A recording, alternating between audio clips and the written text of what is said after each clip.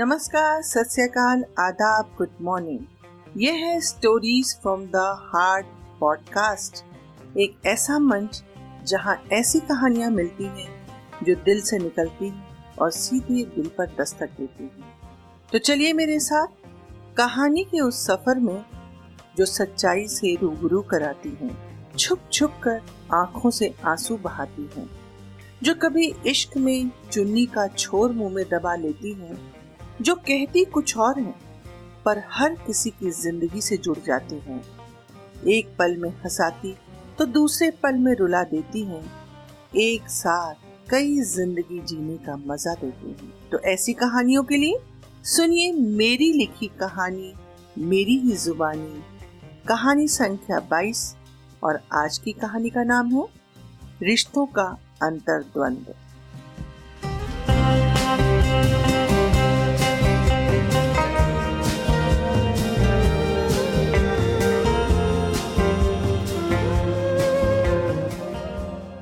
सुनैना के विवाह को पूरे 7 सप्ताह बीत गए थे, पर उसमें नई नवेली बहुओं जैसा न निखार दिखाई दे रहा था, न ही गुण। विमला जी भी उसके इस व्यवहार से चिंतित थी।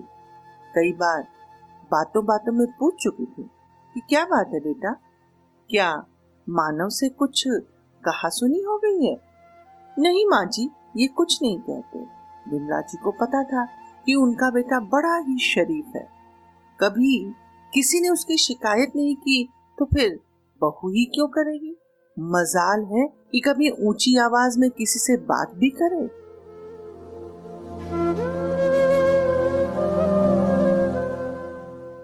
दो माह बाद सुनैना अपनी मायके आ गई, पर वहां भी उदास उदासी रहने लगी।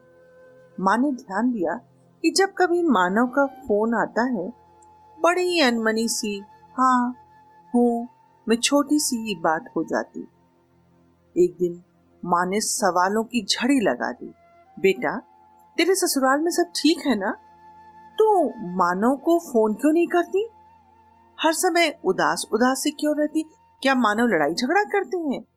माँ के प्रश्नों से घबराकर उसने ऊंचे स्वर में उत्तर दिया, जरूरी नहीं कि जो अच्छा है उसे सब प्यार करें और वह सबको अच्छा ही लगे। माँ का मुंह खुला का खुला रह गया। हाथ में लौकी पकड़े पकड़े वे सुनैना को देखती रह गई। सुनैना को अपनी गलती का एहसास हो गया था, अतः माँ के पास आकर बोली, मुझे गलत मत समझो माँ, दरअसल अभी हम एक दूसरे को समझने की कोशिश कर रहे हैं। थोड़ा समय तो लगेगा ना माँ? पक्का ना? इसके अतिरिक्त और कोई दूसरा कारण तो नहीं है ना? और क्या हो सकता है माँ, मानव बहुत शरीफ इंसान है, वे कभी कुछ नहीं कहते। अरे तू है ही इतनी समझदार कि कुछ कहने का मौका ही नहीं देती होगी। नहीं माँ, वे हैं ही ऐसे, यदि मैं गलती कर दूं ना तो भी कुछ नहीं बोलते, और अगर तू अच्छा काम करे तो? अपने दर्द को संभालते हुए उसने कहा, तब भी कुछ नहीं। माँ ने अपने अनुभवी आंखों से सुनैना की तरफ देखा, पर सुनैना ने अपने आंसुओं से भरी आंखें घुमा ली। दाल में कुछ काला है यह तो माँ को समझ में आ गया, पर अपनी बेटी पर उन्हें भरोसा था, अतः कहा कुछ नहीं, बस देखा अनदेखा कर काम में अपने व्यस्त हो गई। धीरे धीरे 15 दिन बीत गए और सुनैना के जाने का दिन भी आ गया।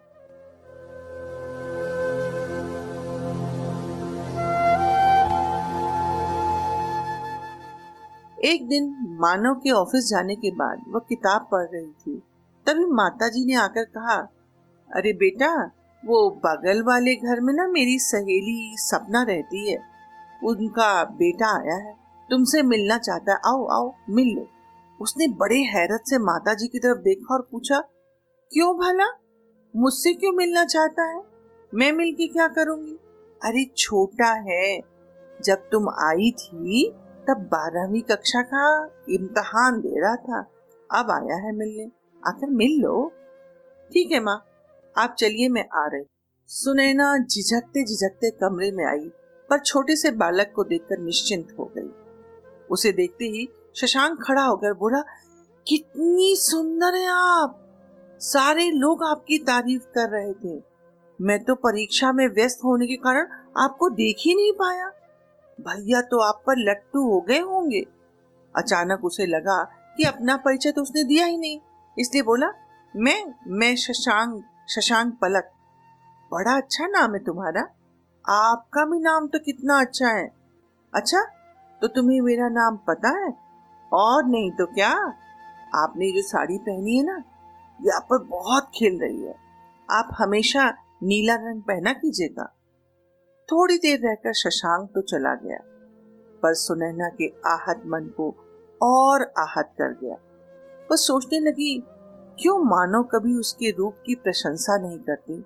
क्या उन्हें मैं अच्छी नहीं लगती? दूसरे दिन स्कूल से घर आकर बैग रखकर शशांक सीधे सुनैना के पास आ गया और पूछा, भाभी समोसे खाओगी? नहीं नहीं, समोसे बाजार से लाओगे?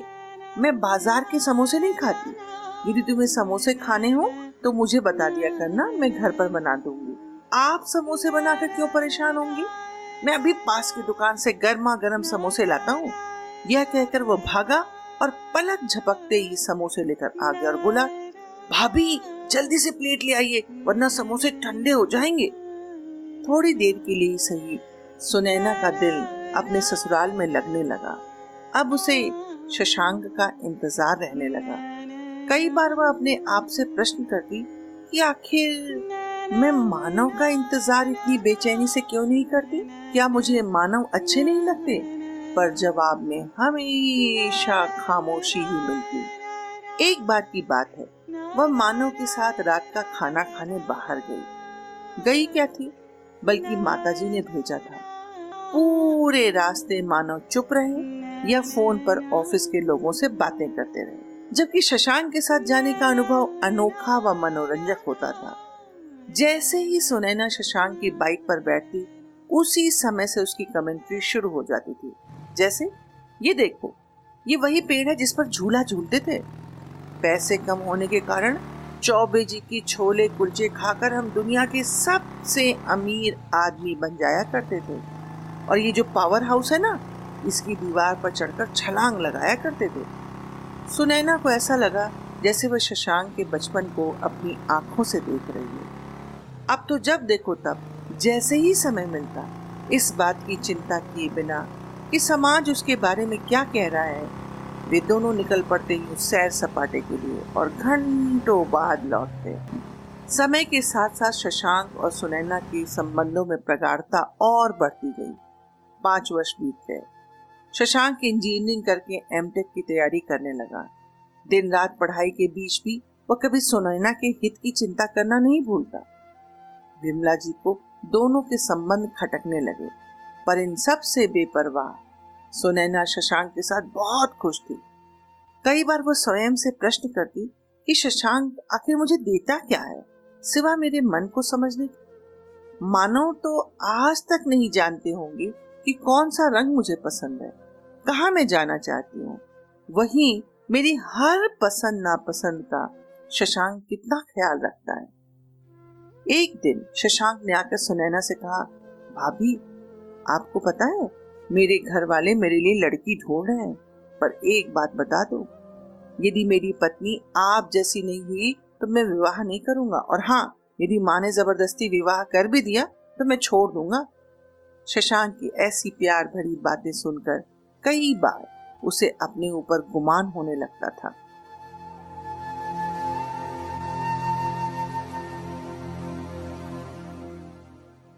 शशांक का विवाह तय हो गया। नियत समय पर बारात सजी। शशांक ने देखा कि सुबह से सुनैना दिखाई नहीं दे रही है, अतः अपनी माँ से पूछ बैठा, माँ भाभी दिखाई नहीं दे रही है, कहाँ है? उसकी माँ ने बड़ी उपेक्षा से कहा, बैठी होगी कहीं जली भुनी। शशांक को अपनी माँ के ऐसे व्यवहार पर बहुत गुस्सा आया। पैर पटकता हुआ सीधा पहुंच गया सुनैना के घर। वह पहुंचता उससे पहले विमला जी घर पहुंच चुकी थी और अपने इतने वर्षों की कड़वाहट सुनैना पर निकाल चुकी थी।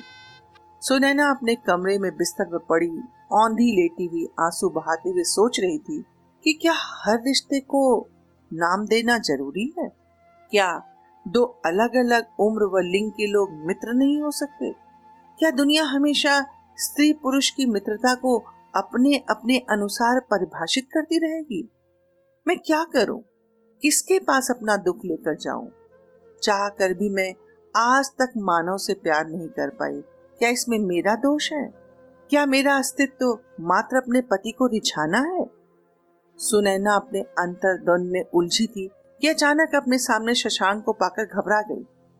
शशांक ने बड़े अधिकार से कहा, भाभी, आज आपके शशांक का विवाह है और आप यहाँ लेटी हैं। आपको पता है, जब तक आप नहीं आएंगी मैं विवाह के लिए नहीं जाऊंगा। सुनैना ने अपने आंसू पोंछे और उठकर बोली, जरा तबीयत खराब हो गई थी इसलिए लेट गई थी बेटा। तुम चलो, मैंने दवा ले ली है, अभी आ रही हूँ।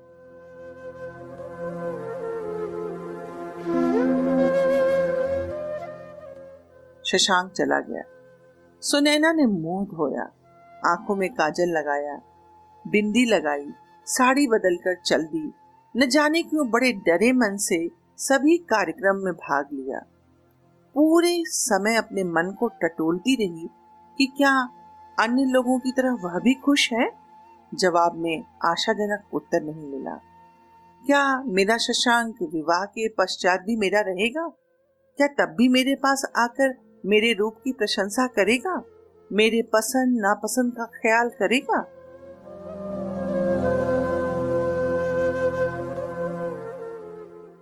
जब बहू घर आई तो न जाने क्यों सुनैना का दिल धड़कने लगा। वह सोचने लगी, यदि शशांक की पत्नी वाकई सुंदर हुई तो फिर तो शशांक अब नहीं आएगा। दूसरे ही पल सोचने लगी, भगवान, मेरे शशांक की सारी इच्छा पूरी कर देना, उसे उसकी इच्छा के मुताबिक ही पत्नी देना, वरना उसका जीवन भी मेरी तरह वीरान हो जाएगा। क्षण क्षण बदलते अपने मनोभावों को छिपाती अपनी सासू माँ के साथ बहू की मुंह दिखाई रस्म में पहुंच गई। घूंघट उठाया और बहू का मुंह देखा तो देखती ही रह गई। थोड़ी देर उस भीड़ में बैठी रही, फिर चुपचाप अपने घर की तरफ चल गई। अभी दरवाजे के बाहर निकली ही थी कि शशांक ने दरवाजे के पीछे से उसका हाथ पकड़कर अपने पास खींच लिया। आज पहली बार सुनैना को शशांक के ऐसे व्यवहार पर गुस्सा आया। झुंझलाती हुई बोली, ये क्या तरीका है शशांक? अब तुम्हारी शादी हो गई है। शादी हो गई तो कौन सा तूफान आ गया? ये तुम नहीं समझोगे तो आप समझा दीजिए। कोई समझना चाहे तो न समझाऊं? यह कहती हुई सुनैना वहां से चली आई। कमरे का दरवाजा बंद करके सोचने लगी, अब शशांक मेरे पास कहाँ आएगा? इतनी सुंदर पत्नी पाकर भला मेरे पास क्यों आने लगा? अपने मन में झांकने का प्रयास किया कि क्या मैं शशांक की सुंदर पत्नी से ईर्ष्या कर रही हूँ? जवाब मिला, नहीं तो। क्या मैं इस बात से डर रही हूँ कि अब आगे का जीवन अपने अकेलेपन में बिताना पड़ेगा, क्योंकि मानव ने न पहले मेरी चिंता की न आज? क्या उन पर कोई फर्क पड़ेगा चाहे मैं अकेली रहूं या किसी के साथ? जवाब मिला, शायद। रात देर तक जागने के कारण सुबह देर से उठी। नहा धोकर अभी नाश्ता करने बैठी ही थी कि शशांक की पत्नी सुरभि आ गई। सुबह सुबह सुरभि को अपने घर में देखकर सुनैना घबरा गई। आते ही सुरभि ने सुनैना की तरफ देखते हुए कहा, आप ही सुनैना भाभी है ना? कल जब शशांक आपके बारे में बता रहे थे तभी मैं समझ गई थी कि आप ही सुनैना भाभी होंगी। सुनैना ने उसका हाथ पकड़ा और कमरे में आकर बोली, आओ बैठो, यही बातें करते हैं। जब सुनैना सुरभि को कमरे में लेकर जा रही थी तो विमला जी का माथा ठनका। उन्हें लगा शायद सुरभि को सुनैना और शशांक के संबंधों की भनक लग गई होगी, इसीलिए शिकायत करने आई होगी। वे भी कमरे के पास आकर अंदर क्या चल रहा है ये जानने का प्रयास करने लगे। कमरे में आते ही सुरभि बोली, आपको पता है, हम पूरी रात सिर्फ आपकी बातें करते रहे। शशांक ने आपके बारे में इतनी बातें बताई कि मैं अपने आप को रोक ही नहीं पाई और सुबह सुबह आपके पास भागी भागी चली आई। अरे शशांक की तो आदत है, वह सबकी प्रशंसा करता है। ये कहकर वह बोली, चलो अच्छा है, तुम जब चाहो चली आया करो। सच? हाँ हाँ बिल्कुल सच। मुझे आपसे एक वादा चाहिए। क्या? मुझे आपके और शशांक के प्यार के बारे में पता चल गया है। मैं चाहती हूँ कि आप मुझसे भी उतना ही प्यार करें, मुझे भी शशांक की तरह अपना बच्चा माने। सुनैना की आंखों में आंसू भर आए। उसने अपनी दोनों बाहें फैला दी।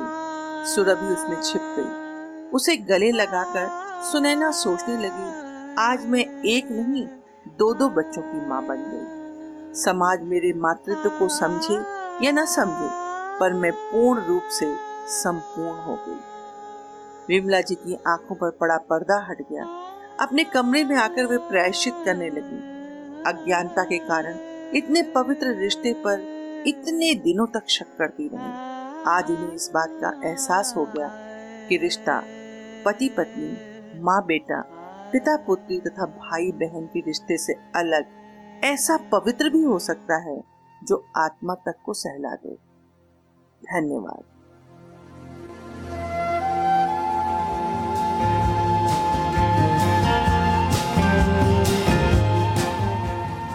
वास्तव में विवाह मन का रिश्ता होता है, लेकिन विवाह जब बंधन बन जाता है तब घुटन व छटपटाहट के सिवा कुछ नहीं रहता। ऐसे रिश्ते में बंधा व्यक्ति खुशी तलाशता है, जरूर तलाशता है। मिल जाए तो जीने का सहारा मिल जाता है, वरना न जाने कितने मानव व सुनैना एक खोखले बंधन का बोझ उठाए हमारे आसपास मिल ही जाते हैं।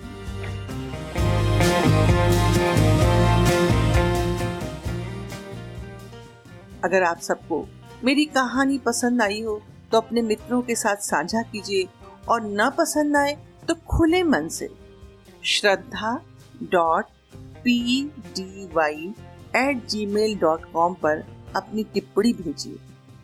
आपके सुझाव मेरे लिए मार्गदर्शन का कार्य करेंगे। एक पक्ष के पश्चात फिर मिलेंगे एक नई कहानी के साथ। तब तक आपकी प्रतिक्रिया की प्रतीक्षा में।